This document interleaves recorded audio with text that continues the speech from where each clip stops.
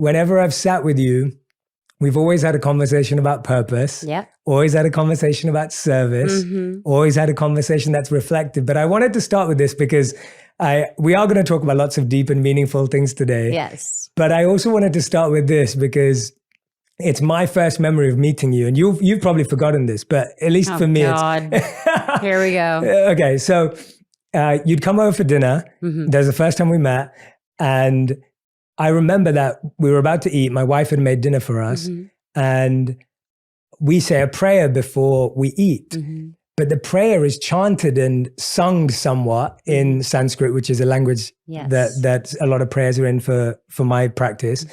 And I remember having to do it in front of you, and then afterwards opening my eyes and go, I just had to sing in front of Selena Gomez. That's right.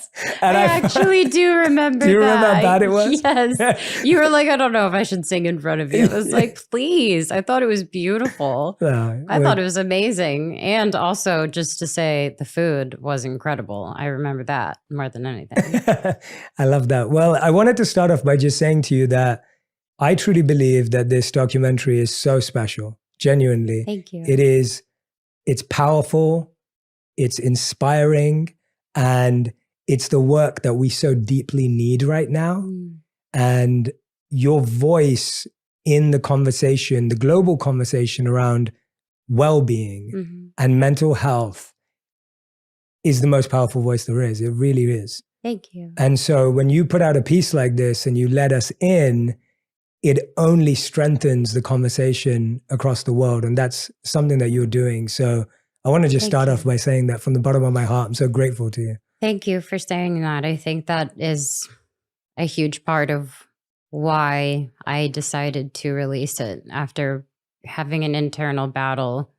I mean, daily at one point, maybe I shouldn't do this. Maybe I shouldn't release it. And this is too honest. This is too much of myself.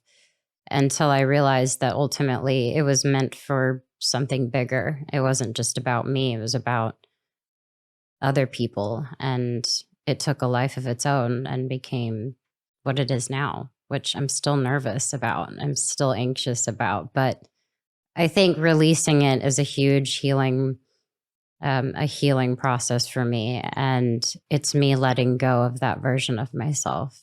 Wow. Yeah. That's so powerful to hear that. I mean, when I hear you say that I feel like you're one of these people that you serve in order to heal and you give in order to let go. And that's such a beautiful cycle, because I think often we think when we're going through things that the more insular we go. Right.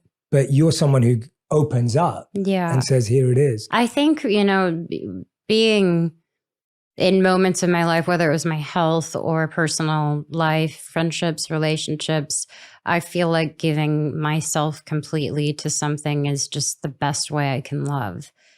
But I never wanted the pain that I endured to put some sort of guard on myself, an armor, if you will. And I never let that happen, because I still believe and I still hope. I hope for love, and I hope for healing, and I hope for change.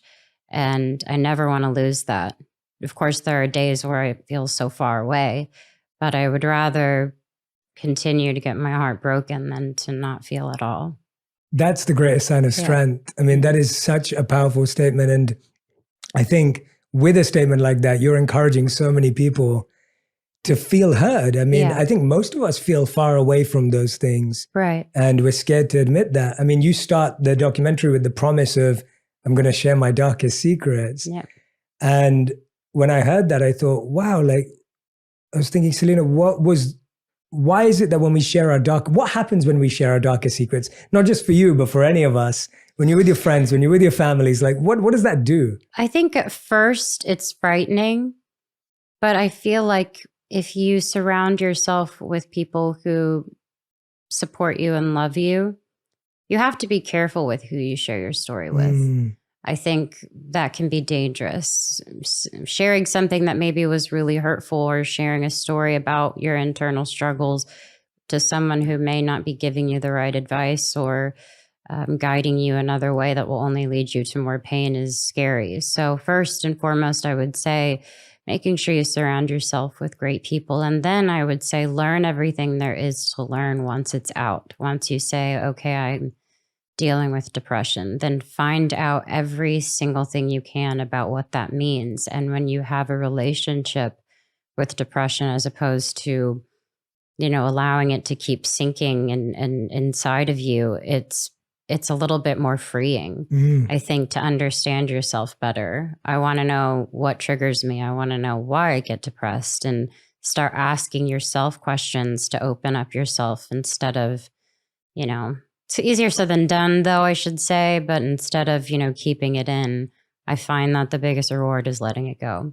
Yeah, I think there's that statement in the documentary that says, you said your mom would always say, if you're afraid of something, learn more about it, and then your fear will go away, or something according to those. She definitely did that when I was younger. I lived in Texas, and we were huge with the tornado scene. That was what was happening, and I was terrified. So I would bring like a cross, and I'd bring like a big pillow, and I'd lay in my bathtub because that's what I Googled is supposedly going to help. And my mom would just kind of smile at me. And the next day, I remember she got me a bunch of books, and it was all about thunderstorms and different clouds and formations and all this stuff. And she just told me, she's like, it's not that scary, it's especially when you know that it's just a part of the world. And I guess they are still scary, but now I understand what happens. And yeah. But I love how you're applying that to depression. You're applying that to different things in your life. I completely agree with, my favorite thing that I say in the documentary is that I have bipolar. I learn how to live with it, and I just have made it my friend, because that's truly what it can be to me now.